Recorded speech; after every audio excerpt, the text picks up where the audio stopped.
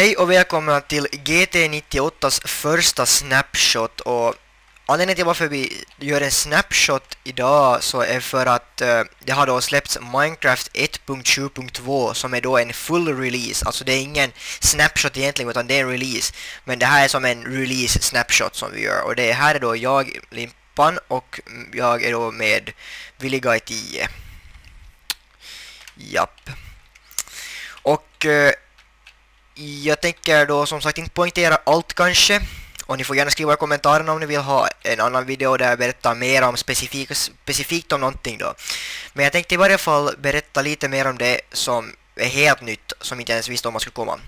Så ska jag börja med den här sandarten som heter så mycket som Podzol. Och så finns det också Red Sand. Är det Podzol och där är Red Sand. Och jag är inte riktigt säker på vilken ny biome som ska innehålla de här sandarterna, men det ser vi sen. Sen har det kommit en ny träart, en helt ny träart. Eller det har egentligen kommit två helt nya träarter till Minecraft. Men jag tänker som sagt mest poängtera den här helt nya med ett helt nytt namn. Den heter nog jag vet inte hur man ska riktigt uttala den, men Acacia Wood eller Acacia. Acacia kanske man säger det. Och det är då det här gråa med rött trä i mitten. Och det finns då förmodligen främst i savann-biomserna. Och jag är då en savann-biom just nu. Och den är så här rödaktigt brun liksom. Röd-orangeaktig. Vad tycker du själv? Acacia Wood. Eller den här nya träsorten. Röd. Ja. Sen har det kommit ett nytt texture på då den här spruce wood. Det är ett helt nytt texture på den. Att förut har den varit precis som oak wood i mitten, men bara liksom det här bruna runt. Men nu är det helt nytt, och dessutom också har det kommit en helt ny träsort till som heter dark wood eller dark oak wood. Och här är då jämförelse mellan, där har vi dark oak och där är normal oak. Och här är det också planks, vad det blir av dark oak wood. Jag tycker det är nice när det kommer såna nya nyanser av plankor. Vad tycker du själv?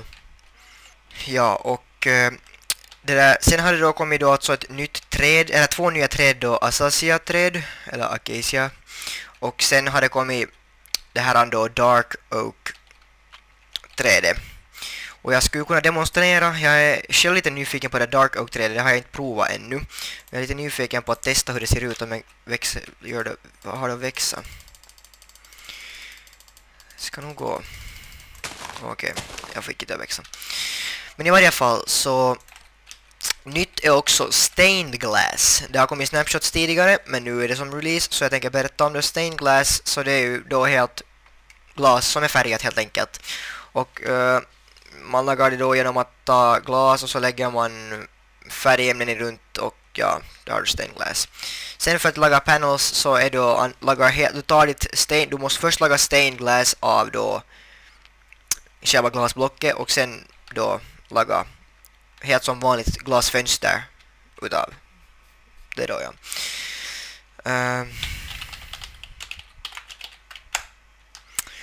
Och sen har det också då kommit nya fiskar. De har jag berättat om tidigare.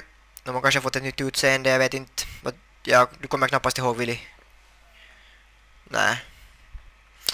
Ja, och sen förstås då blommor. Jag tror några av blommorna har fått ett lite nyare utseende. Och jag skulle säga att den här Azure Bluet är helt ny. Jag är inte säker. Men ja, i varje fall så jag befinner mig alltså i en savann-biome. Och ja, jag måste säga att jag är väldigt imponerad för det är ganska snyggt. Och det är en river och här är savann. Alltså savannen kan vara höga liksom berg också. Och ja, här är en river. Jag är inte säker heller på att jag skulle säga att i savannen kan du hitta kossor, grisar och får. Men hästar tror jag fortfarande är ganska låsta till plainserna. Nej, jag hittade en village. Här är en village. Okej, det här var ganska coolt. Ja, de har gjort några större uppdateringar till några villages heller. Nej, de är helt ganska perros. Ursäkta för lägge. Som sagt, så nu lyckas jag tydligen inte hitta några andra biomes än bara savann här. Jag var nära en öken just. Nu kommer vi till vatten. Nej, gå öken. Vad är jag nu i? Vad är jag i nu? Desert, river, desert. Okidoki. No, desert och ja. Men ja, vad tänkte du fråga? Jag förstod så på uppdateringen att de skulle vara lika stora, nej, alltså den där oceanen eller ocean då, alltså ocean biome. Och dessutom så är ocean biome alltid att kantas med någonting liksom som är normalt att kantas med. Och sen har vi de här nya biomesen som nya men taiga biomen är helt ändrad. Så den är lite speciell, men jag tror att det är, jag kommer inte berätta så mycket mer nu i den här snapshoten eller snapshot review av release. Ja. Okej, det fanns ju inga hästar i den här savann biome. Men jo, jag blir här med min hästfamilj och Willy får vara med här efter det här också när jag gör de här snapshotsen så han kan komma med sina kommentarer. Men kan du ge en slutkommentar? Vad ger du för betyg av den här uppdateringen? 4-10. Hela uppdateringen, allting, alla nya grejer.